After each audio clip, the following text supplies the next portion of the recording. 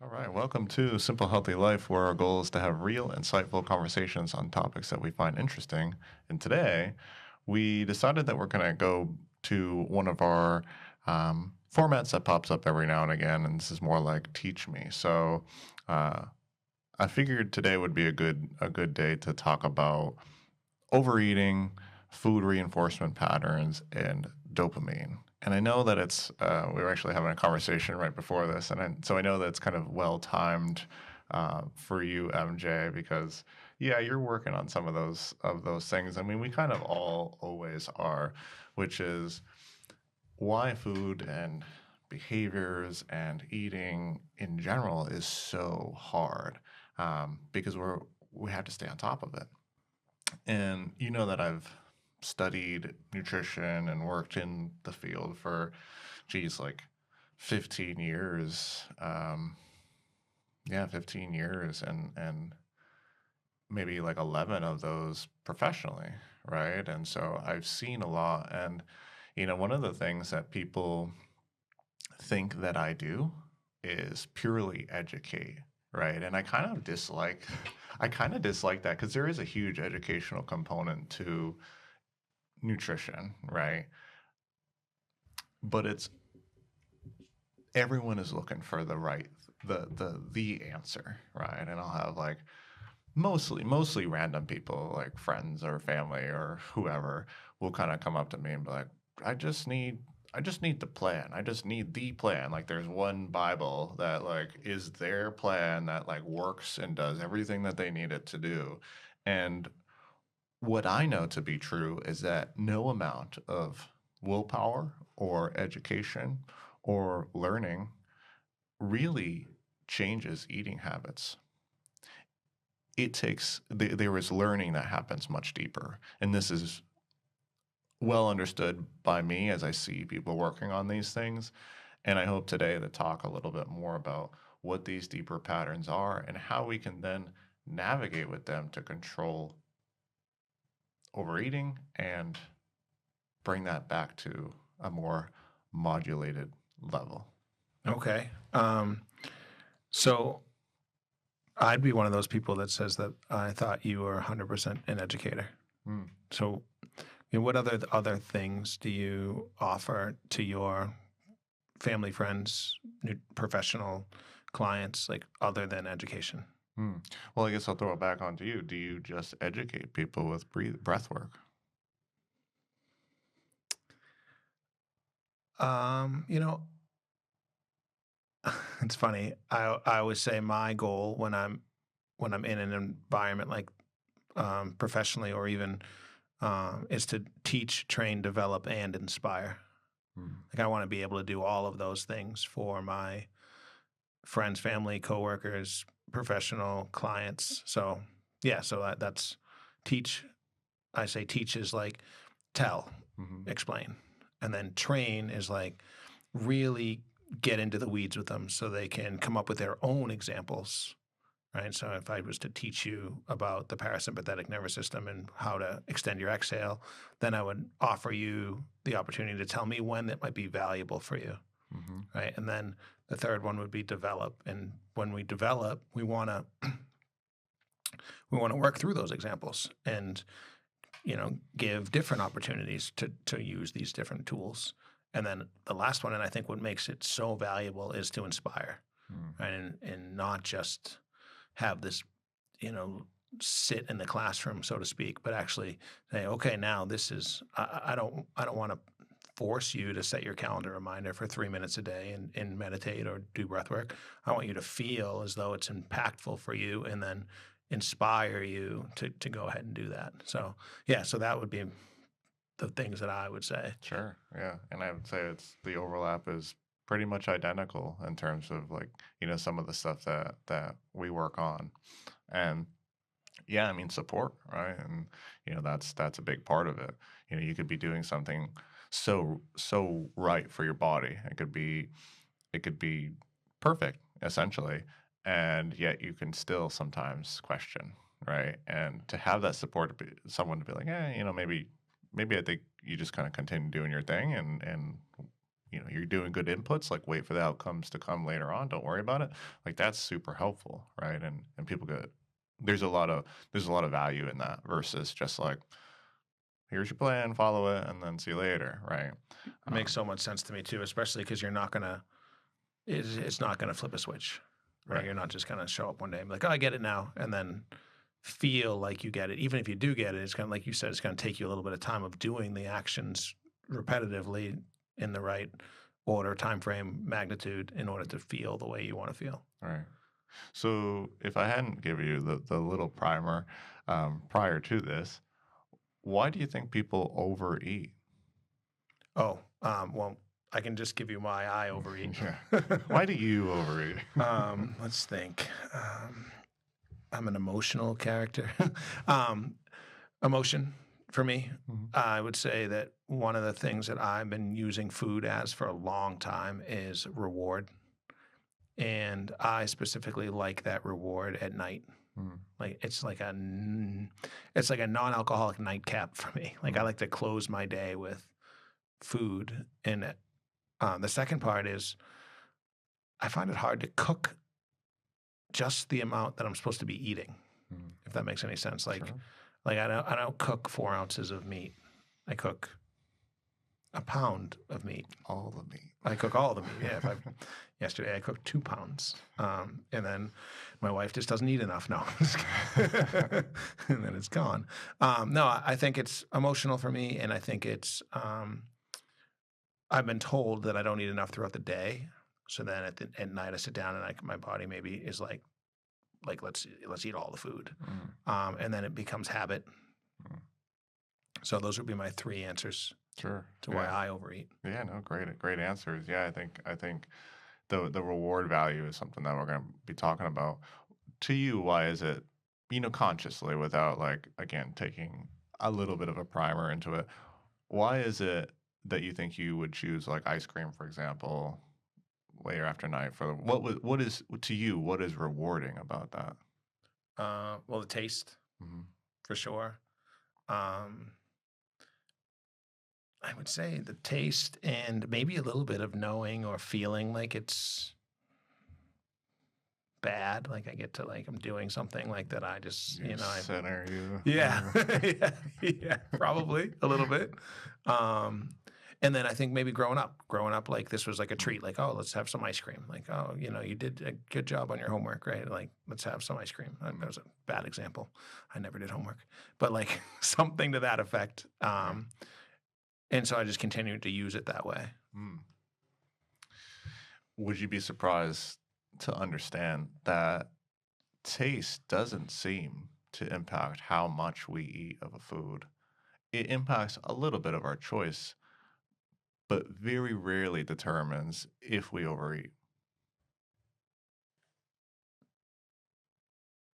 I don't know. So you're saying that, I mean, I guess when you say it that way, it makes sense because I overeat all sorts of things. Hmm. Um, but I like the taste of all the things I overeat. Hmm. So I'm challenging you with this thought because taste is entirely a conscious experience, right? You say, well, I like the taste of it because I know that I experience it. It's right then and there, and I feel it in whatever my brain or on my tongue or wherever that is felt. But when it comes to food physiology, it doesn't seem that taste impacts our quantity of food that we eat. It doesn't seem to change that. And you know all well and good, you kind of alluded to it. There are plenty of times we overeat on foods that don't taste good, that are subpar. You have a donut and it's like, old Dunkin' Donuts donut, but you still can't help but to have many of them. Or even ice cream that's like somewhat subpar, right? Like that in and of itself kind of shows us that sometimes we lack control even with foods that aren't even that good. I've had moments myself where I'm like eating foods and I'm like, why am I even eating this? I don't even like it. Like I actively will dislike food sometimes and still be compelled to eat. And so I think it seems very paradoxical, and that's why this is an interesting topic, is because when we think about People who I don't know, even like your conception of people who might overeat more often than not, you might think, well, they just really like food, right? They just really like that experience of eating. When what we know about how we behave around food is almost none of it is conscious, a very little part of it. So it's not necessarily about education. It's not necessarily about the taste experience. It's not about labels. It's not about any of that. It's in fact much, much deeper. And that's kind of what I'm alluding to and why I think it's so cool is because there are things happening in the body that are reinforcing your decisions without you even understanding that. Oh, really? Okay, so I guess I understand a little bit, right? So you're not consciously metabolizing your food, right? I'm not consciously breaking Right. it down. Once it gets past my mouth, I'm no longer conscious of how long it takes to go through the system Mhm. and produce energy and do all the things, turn it into vitamins and nutrients and do all those things. So are you saying that that's the subconscious level, like essentially? Sure. Yeah. Okay. Yeah. So it seems that like food, the reward value of food is determined by the metabolism of the food, not necessarily our conscious experience with the food. Huh. Mhm. That's okay. Does that make sense? Yeah, it makes total sense. So like I'm well, you're saying it's both. There's an element to me like me using food for for my emotional Hmm. attachment to it and me using food because I like the taste of it.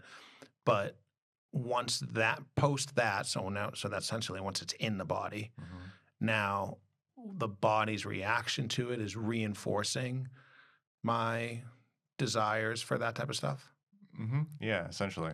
And so to break it down even further, and this is where we'll kind of get to, we're going to talk about like how this process works, and then how we can actually use the understanding of this process to solve the problem, quote unquote, of overeating. And keeping in mind too that overeating isn't necessarily problematic in and of itself, but the pattern of overeating certainly is, just as the pattern of undereating would be problematic, right? Or drinking, right? Like the pattern of over drinking is problematic, but having a drink on a Friday night because you're out with friends is really not a problem, right? Okay. So it's more like we're talking about patterns, and that's the important distinction here. And it just so happens that for many people, they struggle with the patterns of overeating, and this is obviously very concerning for people. Um, and so what happens basically is I'm gonna just use potato chips because why not? So you see this bag of potato chips, you open up your cupboard, you see the bag of potato chips, and you eat that. It goes into your mouth, obviously, you chew it, it goes down your esophagus into your stomach. Your stomach starts to mechanically digest that in some way, and then releases parts slowly of that potato chip into the intestine. Your body is signaled with reward value as soon as it hits the small intestine, but not necessarily before that. And so I find that very interesting. And so specifically when carbohydrates and fat, and we've heard these kind of like hyper palatable and hyper process or ultra processed foods, like that's the kind of a topic of conversation. But the combinations of these two nutrients seem to impact this reward value a bit more. And that's because fats, when those are digested in the intestine, they hit the intestine and start the digestion process. This triggers the vagal nerves to then communicate up to the brain. And the vagal nerves are basically your kind of rest and digest. Parasympathetic. It makes up 75% of that. So that's basically what that is. But that communicates from the gut to the brain and says, we got fat. That's really great. I love this nutrient. Let's do more of what we just did. The same thing kind of happens with carbohydrates because carbohydrates are broken down into sugars. That is absorbed by the intestine, transported via the portal veins, and then that goes to the liver and does the exact same thing. Oh, we just got some great nutrients in. Like let's exert the dopamine. Let's like release some of that. Let's do that again. And so do what again? And the what is where it started. I opened up the cupboard, I saw the chips, and very quickly, very soon after, I got these rewarding nutrients. That's a good action. Let's do more of that. And so the brain then learns that every time, or hopes to learn that every time I open the cupboard and there's chips there, this is a very rewarding activity. And all of this happens despite the fact that, like, yes, it's pleasurable taste wise and all that. Despite all of that, despite the conscious experience, most of that drive for the behavior is actually happening via those processes, the low road, the things that you don't actually experience. Wow. Yeah. Yeah. So a couple things. I find it to be incredibly interesting that what you're saying now is essentially, and I'm going to try to like paraphrase this in a way that makes sense to people. Your body's talking to your brain, Mhm. right? And it's not. I think we've always been kind of taught when we were younger, like it's your brain does all the thinking, your brain does all the making sense of the way the world is. Your brain does all the making sense of the way you're eating. Your brain is doing all of the things, and your body is just like this lump that we're just feeding in order to keep it moving, right? Yeah. It kind of is the way that I feel like we've been taught. Yeah. And what you're saying is like it's subconscious. It's not a brain thing. It's the body gets when it hits that small intestine, the nutrients are then pushed in a certain way, and it's essentially pushed back up to the brain, not the nutrients, but the signal is pushed back up to the brain that says, do more of this. This is good for me. I like this. Let's continue to work on this pattern. Yeah, it actually it's directly connected to the brain. And this is like it's so cool because yeah, they're finding out a lot more about the intestines and the gut in general. But they know that the gut is responsible for many of the features that we would almost expect the brain to be responsible for. I mean, we've talked about it before, but 90% of our serotonin is produced within the intestinal cell wall, or like in the enterocytes in the intestine, which is super cool, right? And so, and then you have like the whole interactions with the microbiome and how those actually produce neurotransmitters and everything, and digest certain nutrients and produce other nutrients. But yeah, this communication, for all intents and purposes, the gut is a second brain. It actually has 100 million neural cells. So the neurons, there's like maybe 100 billion or something like that. Don't quote me on that, but there's maybe a billion something in the brain neurons. But there's the exact same things in the intestine, in the gut, just a smaller fraction, but still there nonetheless, still a good amount nonetheless. Yeah, that makes total sense to me. And the more aware I am of when I do overeat, the more it makes sense to me. And so let's say that we're eating something that takes a while to digest.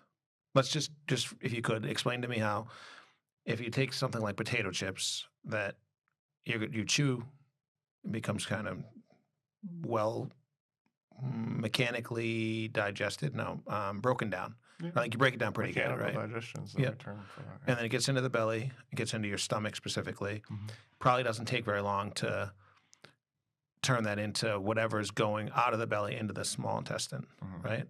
Yeah. Versus something like chicken, Sure. right? Like you chew it up pretty good, and then it probably sits in the stomach, I would imagine longer, right? Because protein takes longer to digest than carbohydrates. Mhm.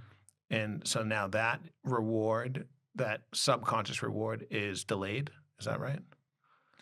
Yes, yes. Though there's a bit of nuance there with the specific examples.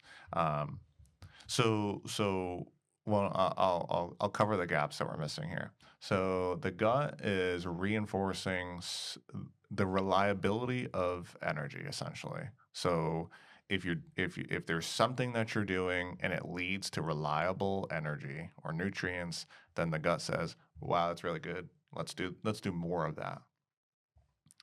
And so the pace at which food moves through those steps, from chewing to stomach to intestines, or from even earlier on, is really important. It's almost like, if we recall back to Pavlov's dog, right?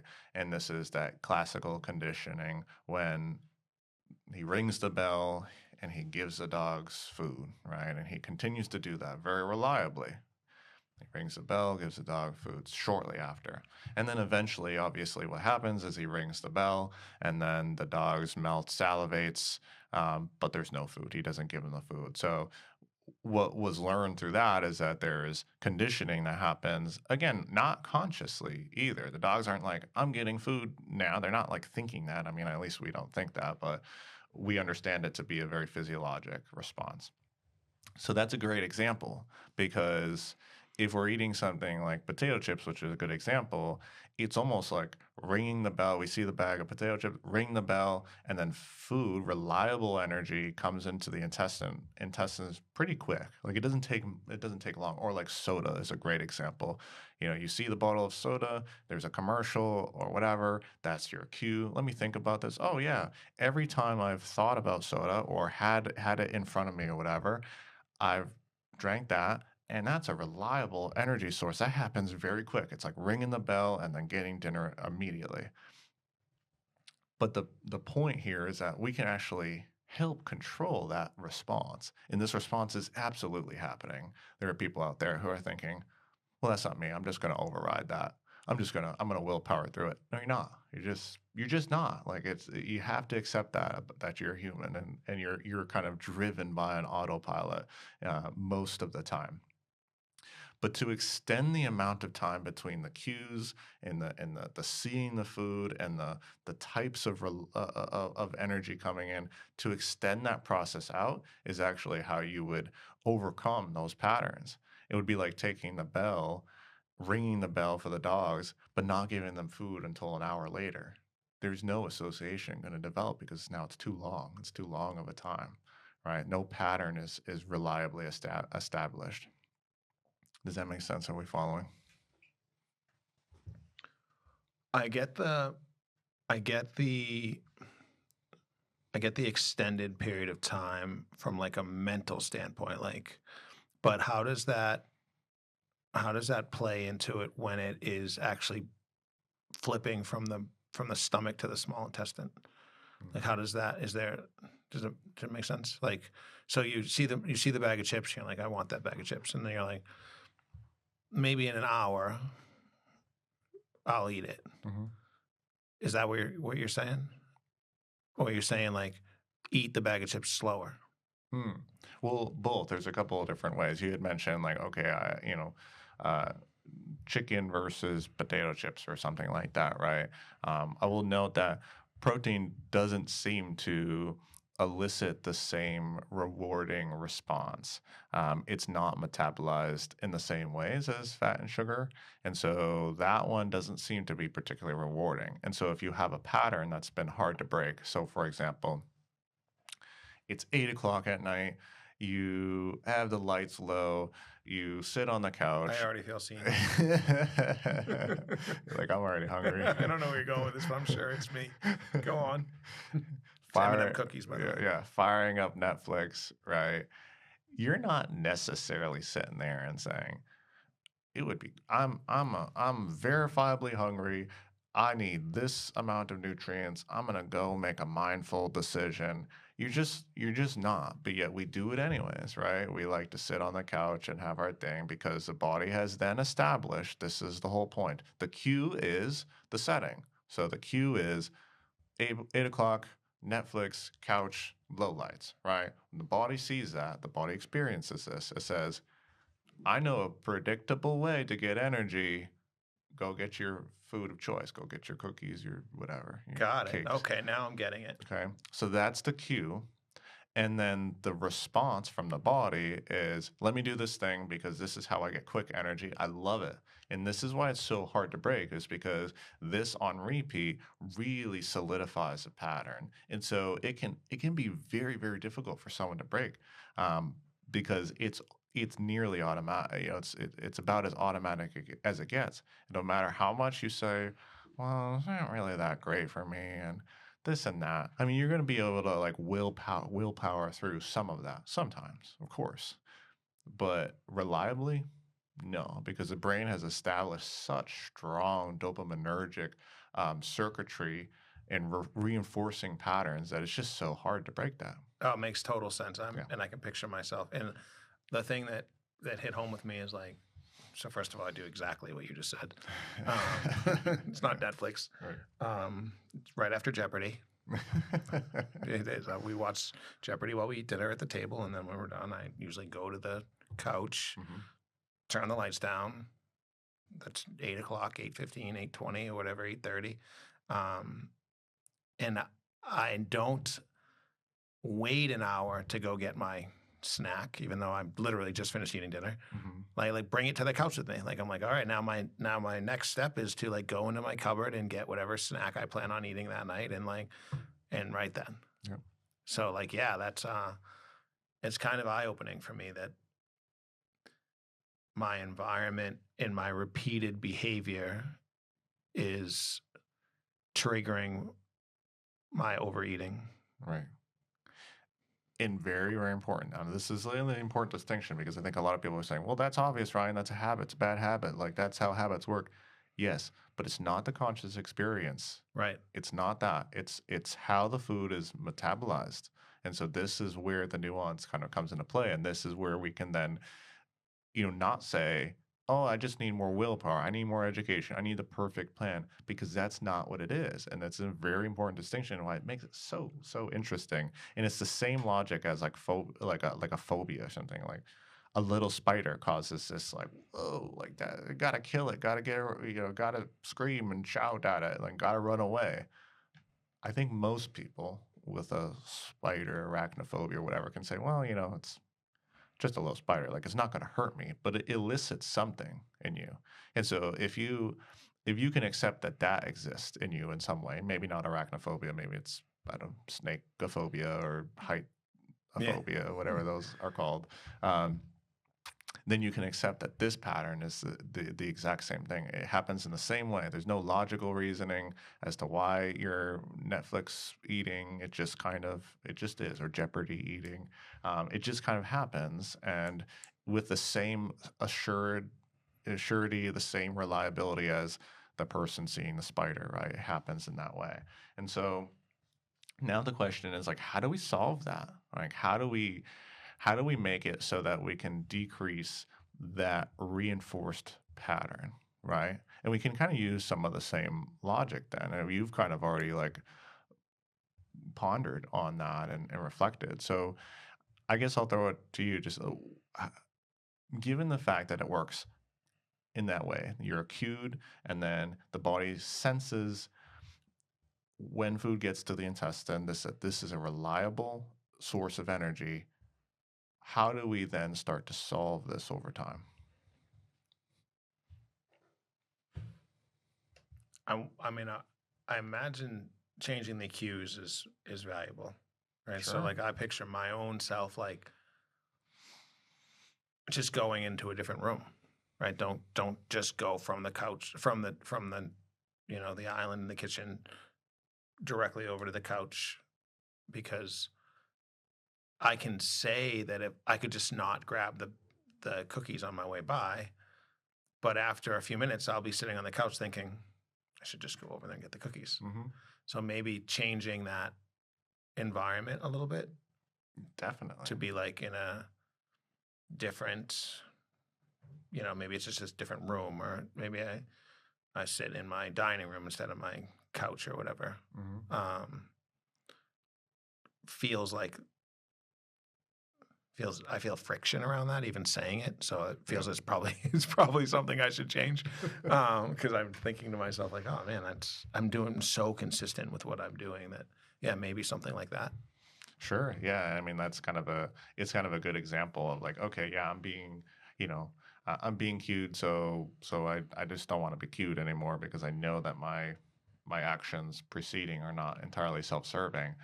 I will argue that sometimes the most reinforced patterns are often the ones in where we can't control the environment. And so like arachnophobia is a great example. You can't you can't just say, well, I'm just gonna avoid the spider then. Because spiders. I mean, you could do all you can to like manage that. You could Right. like, plug the holes in the walls and get pest control and put up traps and all that. But I don't think there's any amount of reliable management to prevent that. And so what happens when that can't be prevented, right? And the most reliable reinforced patterns are probably the ones that are hardest to also change, right? Late at night, winding down on TV. I mean, it makes sense, right? So while you're right, like if we can change the cues in a way that make perfect sense or maybe are easier to do, then great. But what if when the cues aren't? And what I would offer for everyone here is that we need to lengthen the time between the cue and then the intestinal reward, essentially, or the time that it takes energy to get into the intestine. And so how do we do that? I mean, there's a couple different ways. One method, I guess we would call it, would be cue exposure in response prevention or response management. And so I know that's a bit of a mouthful. So essentially, I think what you're saying is like go over to the couch and sit on the couch and watch Netflix, but wait like a full 45 minutes or something before you go and get your snack. Yeah, yeah. So you would expose yourself to the cue and then do your best, right? Again, this is like it's kind of hard to do, but you work on it. You do your best to assure that the reliable energy source isn't hitting your intestine fast because you don't want the brain to make that association. Every time this condition is set up, reliably, I'm getting the energy. You don't want that, or you want it to be very, much slower. So there is times where you can say, perhaps you say, well, Mondays are the night that I'm going to like set for myself. I'm going to do like a little self-binding contract. And I'm going to say, I'm not going to do this on Mondays unless I'm verifiably hungry, right? And there's other ways that we've talked about how to kind of do some of those kinds of things. So I'm not going to get into it, but like hunger scale, mindful awareness of hunger and fullness cues, like those are all very important. But on Monday, I'm going to expose myself to the cue, but I'm going to actually interrupt that pattern. I'm gonna not eat, right? So that's one option.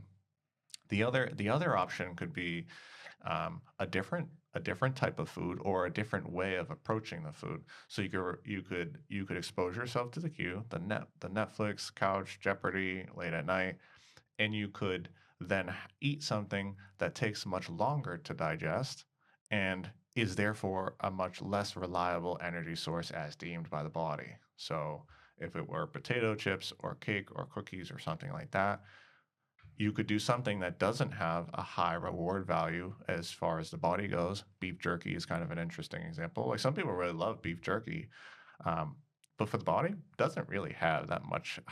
It doesn't elicit that much dopamine, and so. Okay.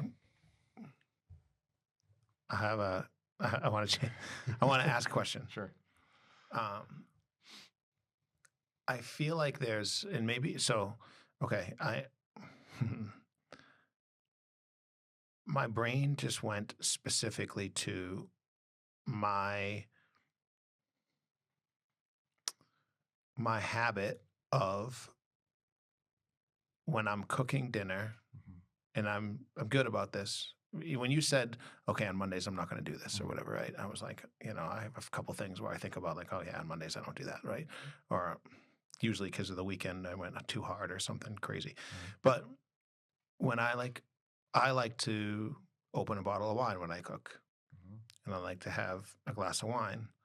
And I almost feel like this is the same mechanism, the same kind of cue, like, all right, I'm walking into my kitchen. Okay, I know my next thing is to cook dinner. Okay, I'm going to open that bottle of wine. And oh, by the way, before I even finish cooking dinner, I'm going to have like a mental and physical response, right? I'm going to have a little buzz, or I'm going to feel the wine and I almost feel like that's like what you're saying, only I can feel it. Whereas the other way is like subconscious, like the food is doing it subconscious and I can't feel that even though that's what's happening. Right. But the alcohol is like an example of it doing the same kind of thing, but I can feel it. Does that make sense? Yeah. Yeah. And it's a good point, is because food has this additional pathway, these additional pathways, the gut is communicating directly to the brain in a different way, then it does make it much more reinforcing. There are probably other mechanisms for drugs, right? Like drugs are obviously dopaminergic in their own ways. So they have their own pathways, but certainly is the case where specific foods and specific nutrients seem to elicit these like super additive kind of like reward or reinforcing patterns. And so the types of foods make a difference, the types of things that you interact with. But that's, I mean, this is like that kind of stuff is habit building in a nutshell, right? Like cue, response, right? Got to have a cue, and then we have a typical response, and we train ourselves to do this, right? But you're exactly right. There is underlying patterns when it comes to food and potentially drugs and stuff that make that a little bit more challenging to navigate. Does that make sense? Makes total sense. Yeah. Okay. So yeah, we can cue exposure and response, prevention or management. Monday night wine kind of example. What we could do with this is we could say, well, I seem to do this every Monday night or every weekday or something. I am going to pick a day and I'm going to expose myself to this cue, and I'm going to be mindful and aware, and I'm going to limit that. I'm gonna either push it off as far as I can, or I'm gonna not do it at all. And then the other nights I can do it, right? And it's really important that you start out with that, because you're not gonna be able to, again, willpower, this kind of like motivational capacity, mental capacity, it only extends so far, right? It's basically, we have a gas tank to that, and so you have to exert this in meaningful ways. And so you use a little bit of your willpower, motivation, mental capacity to do something challenging, such as avoiding the Monday night wine, and then the other nights I'm going to allow it, right? What this does is kind of save some of that decision making for you for later time, so you can continue the Mondays and start decreasing that the volume knob on that habit. Essentially, it has to be slow, and that's what's not glamorous about true change, is that it is slow and takes a while, but true change is true change, which is really great.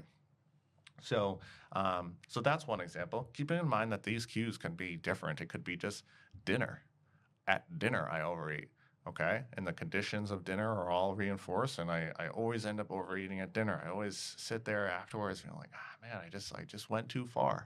Okay, so in which case, the cue is dinner, and what we should be doing and probably prioritizing again is the time that it takes the body's intestinal tract to absorb energy. Okay, so how do we extend that?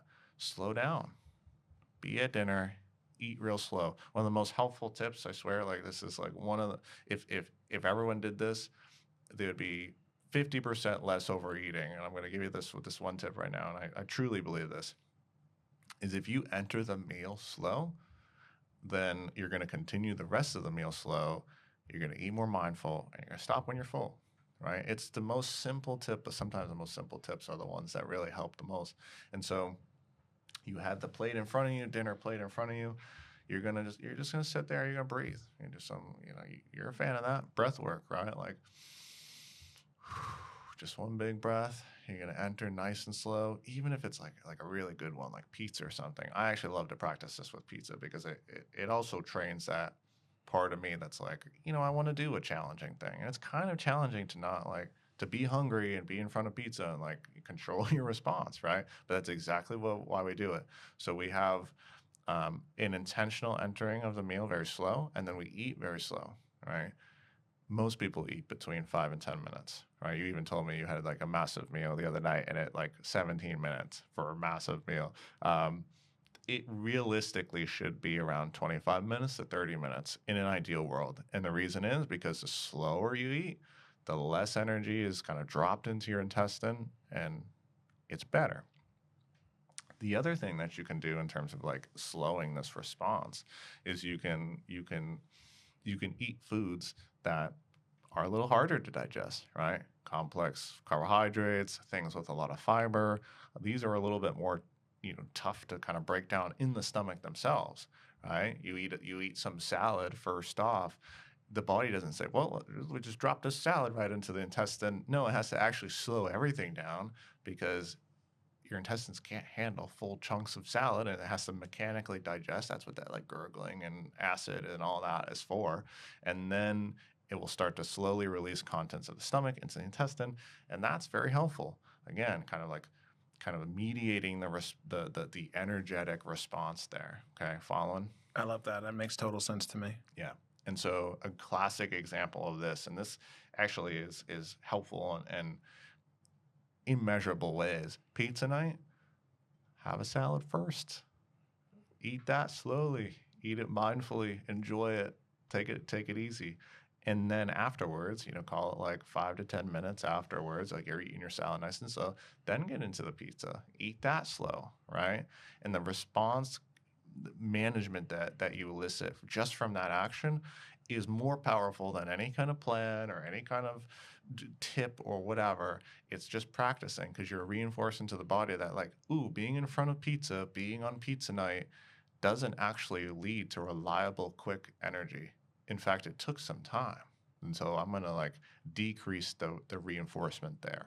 Okay. Does that make sense? Yeah, it makes total sense. The other thing that we can do here is we can modulate our vagal nerves through breath work, through meditation, and the kind of like relaxing kind of things that we like to do. What happens when those things are activated? It seems to be the case that when we engage that like parasympathetic, so we go from like very flight or fight oriented and we engage into the parasympathetic, the rest and digest, it seems that like our appetite is a little bit more modulated, and probably because it is rest and digest, your system is activated. Guess what digestion is? Also the production of satiation hormones.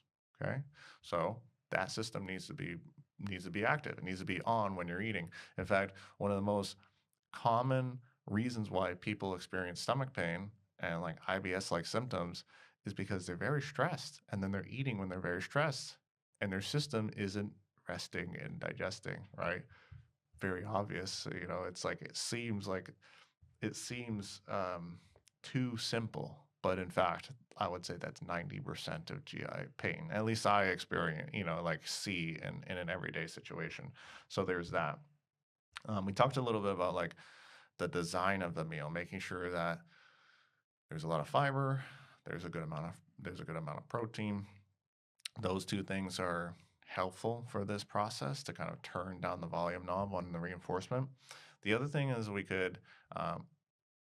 talked about like how fat signals to the vagus nerve up to the brain that like, hey, that's rewarding, and carbohydrates do the same thing just through the portal vein to the liver. Both those nutrients are highly rewarding to the body, and they taste good too, so there's that. But if you have these quintessential combinations of fat and carbohydrates, it does seem that that's a little harder to break, because again, this reward mechanism is not only traveling through one system, it's now two pathways that are reinforcing that. So pizza, very quintessential food, but carbohydrates and fat, right? And so if you're making a dinner or lunch or something, and it seems that like fat is the star of the show, you're having like some like avocado and steak and whatnot, then it probably makes sense to have a smaller amount of carbohydrate, right? Like make that the side little guy, have something very complex, have something kind of, maybe less starchy, like, I don't know, like corn instead of rice or whatever, right? Like make one of those the star of the show. While protein is, I mean, maybe protein realistically is the star of the show if you're actually doing this. Protein and vegetables, always probably primary components of a healthy meal. But make one of those guys the second main character or whatever, however you want to say it. Does that make sense? Kind of balancing those out. Okay, good. And then just making sure that I suppose if dessert is an important thing, which we already talked about, like Jeopardy dessert or late night couch dessert or whatever it is, space out far from dinner. Okay, like I say, like 60 to 90 minutes, because what that's going to do is your body's going to be kind of like digested of all the other things first, and you're not going to be additionally reinforcing overeating, then you can get into dessert, take it slow, take it mindful. And yeah, if you can't avoid the things that are already broken down, such like highly processed things, I mean, obviously are not the best for us. And so if you can take a highly processed thing, couple Oreos, two Oreos, can you pair that with something that then is not like fruit, for example? Right? It does you good. It does you good to not just have the two Oreos and whatnot. And it's also not, this is It's another, funny that you said 2 Oreos. yeah, I know. Like, sorry, go on. Right? I know. I'm wishful thinking. But that's exactly, the point here too. Um, another thing that I want people to understand is that it's not really about avoiding the food. Right. And the reason for this, again, very, very important. The reason for this is that if you avoid Oreos or cookies or cake, you may not have that food for a period of days or weeks or whatever. But often, when you have that food again, it is highly rewarding. It does taste good and it's an event. And then you introduce the same mechanism, only supercharged. Ooh, when I had Oreos, wow, that I had a lot of energy coming in and it was very rewarding and it tasted so good because I had pushed it off for so long. It was better than I anticipated. You supercharge that system and it makes it again, you're gonna have a much harder time navigating situations with Oreos, cakes, and whatever. In fact, what you want to do you want to have Oreos in appropriate amounts that maybe make you laugh. Two Oreos plus something else on the side. Eating very slow, eating very mindfully. Then the cue of the Oreo in front of you becomes less rewarding, less reinforced. So you have to have exposure to the cue. That's the whole point. Like we said, you can't always change how those cues. You can't control that the spider pops up on your table, and you can't control that the Oreo pops up in front of you when you're at a friend's house. You can't control that, but you can actually take the cue and you can manage that in a way that feels good. You can teach your brain like, okay, it's not a big deal. I have two Oreos. I have some other kind of fibrous whatever thing with it, and then you don't get a huge energy dump into the intestine. In fact, it wasn't even that strong to begin with. There you go. Good. Okay. Makes total sense. Okay. So basically, the whole point is overeating is something that we overeating is something that we are trained to do through mechanisms we're not consciously aware of. And so the only way to truly change without an incredible amount of friction on your motivation or willpower or mental capacity is by slowly taking these cues and changing your response to that in a meaningful way that feels like you can actually do it. It's not going to be possible for someone who overeats every day to just not overeat, continue, every day. But will it be possible for one meal or will it be possible for one day? Potentially. And as you start to do that slowly, the volume knob on the reinforcement turns down, and then you'll be able to navigate food in a much more healthy way. So when we started at the beginning of this thing, and you said we talked about education, and I said I think that it's important to teach, train, develop, and inspire. I feel like you might have just done all 4 of those things. Appreciate it. Yeah. I certainly know that I have not only now understand better, but also have at least a tool in my tool belt and a clear understanding of ways that I can make these small changes. I love it. And I do feel inspired to make them because it doesn't feel overbearing. Right. It doesn't feel like I'm like, oh no, fuck, darn, I can't eat ice cream forever. I can. What I can do is I can choose a couple days where maybe I don't altogether, just to try, just to push my envelope. I can wait when I'm on the couch to go and get that ice cream. I can have a small piece of fruit with my ice cream, and I can essentially work to limit the amount of ice cream that I'm eating at the same time. And all of those things don't seem overbearing. It feels like I can try each one of those things, maybe alone or together, or maybe put them all together. And eventually I'm working my way towards, less overeating. Yeah. So. Yeah. Well said. Yeah. Because the lack of control and overeating with food isn't about loving food too much. It's not about the fact that you just don't have control. It's a personality trait. It's in fact how your gut teaches your brain how to respond to food.